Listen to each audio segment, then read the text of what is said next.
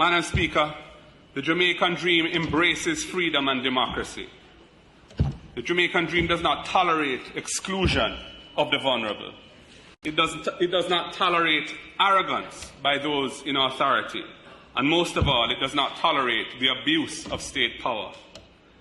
The Jamaican Dream does not tolerate school children being excluded from school because they wear locks as part of their religious beliefs.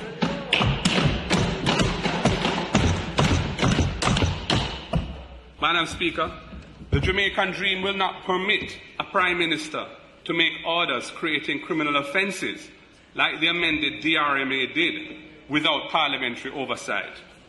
It will never tolerate Parliament giving such extraordinary powers to one man or woman on the false basis that the offences would only attract tickets with modest fines. In fact, 1 year later, there is still no ticketing system. Without the promised ticketing system, we saw ordinary Jamaicans being locked up because they could not pay heavy fines, sometimes even $200,000 for being on the road during a curfew or not wearing a mask in public. Meanwhile, champagne birthday parties for political activists on no movement days carried no political consequences. These double standards are unjust and they anger the Jamaican people.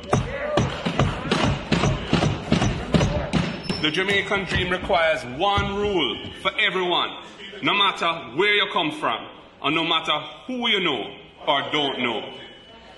The Jamaican Dream does not force a youth in custody to apologize in handcuffs on camera to a Prime Minister for daring to speak out in strident terms against restrictions on his freedom during the pandemic.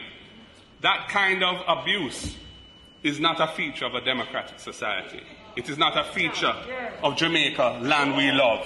That is akin to dictatorship. We burn a fire on those kind of oppressive policies. There is no place for autocratic rule in the Jamaican Dream.